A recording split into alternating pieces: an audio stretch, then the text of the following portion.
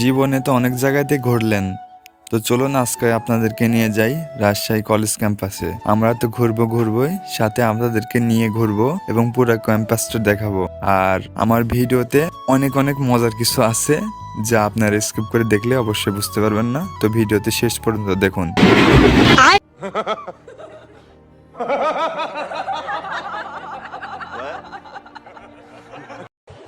এই সময় কম, শুরু করো।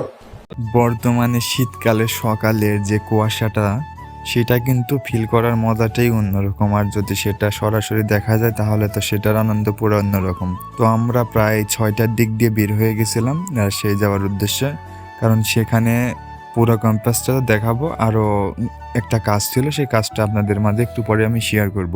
তো আমরা চলে আসি প্রায় কুয়াশার মধ্যে তেবাড়িয়া থেকে আমরা বাসে উঠে পড়ি। আর বাসে উঠেই তো রাজশাহীর উদ্দেশ্যে সরাসরি রওনা দিয়ে দিই। বাসে উঠে চারিদিকে প্রকৃতি দেখতে দেখতে আমরা চলে আসি রকেটের গতিতে রাজশাহী শহরের মধ্যে। আর এখানে এসে চারিদিকটা দেখতেছিলাম, কুয়াশা কেটে গেছে। তো এখানে এসে একটা অটো নিয়ে নিলাম, আর অটোতে করে ডাইরেক্ট চলে আসলাম আমরা রাজশাহী কলেজে। তো চলুন। আর আমার সাথে যে দুইজন রয়েছে তারা আমার দুটোই বড় ভাই, একটা হলো নাইম আর একটা হলো লালন। তো তাদেরকে নিয়েই মূলত আজকে ক্যাম্পাসের ভিতরে প্রবেশ করব। তো গেটের সামনে এসে আমরা একটু শুট টুট নিয়ে আমরা ডাইরেক্ট চলে আসলাম ক্যাম্পাসের ভিতরে। আর ক্যাম্পাসের ভিতরে প্রবেশ করেই চারিদিকটা জাস্ট ওয়াও লাগতেছিল। যেখানে তাকাইতেছিলাম সেখানে শুধু আলপনা আর আলপনা দিয়ে ভর্তি ছিল।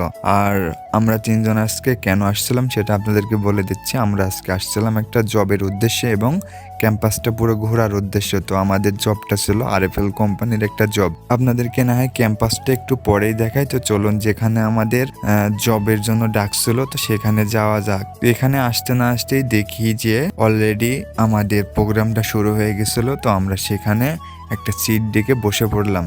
তো সেখানে এসে আমি সিভিটা হাতে নিয়ে ভাবতেছিলাম যে আসলে আমাদের 3জনের মধ্যে কি কারো কোনো জব হবে কিনা, আল্লাহ পাক সেটাই জানে। তো গাইস, আপনাদের কাছে আমি অত্যন্ত দুঃখ নিয়ে বলতেছি যে আমাদের সেখান থেকে বের হতে 5টা পার হয়ে গেছিল। আমি ক্যাম্পাসটা ঘোরার কোনো সময় পাইনি, এই জন্য দুঃখিত, আপনাদেরকে দেখাতে পারলাম না। তার জন্য আমাকে মাফ করবেন। আমি নেক্সট টাইম পুরো ক্যাম্পাসটা অবশ্যই ঘুরে আপনাদেরকে দেখানোর চেষ্টা করব। এই ভিডিওতে যদি 100-র উপরে কমেন্ট আসে তাহলে আমি ক্যাম্পাসটা ঘুরে দেখানোর চেষ্টা করব।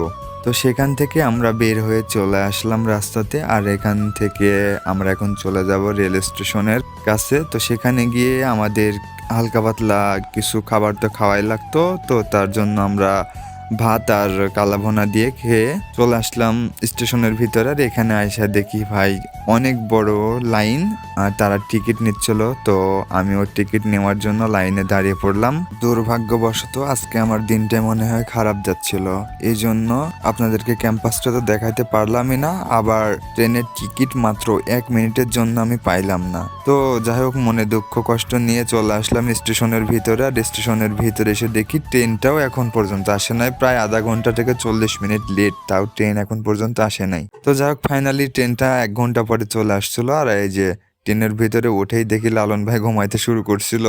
তো তার ঘুমানো দেখতে দেখতে রকেটের গতিতে আমরা চলে আসি বাসাতে। আর আজকের ভিডিওটা এই পর্যন্ত রাখলাম।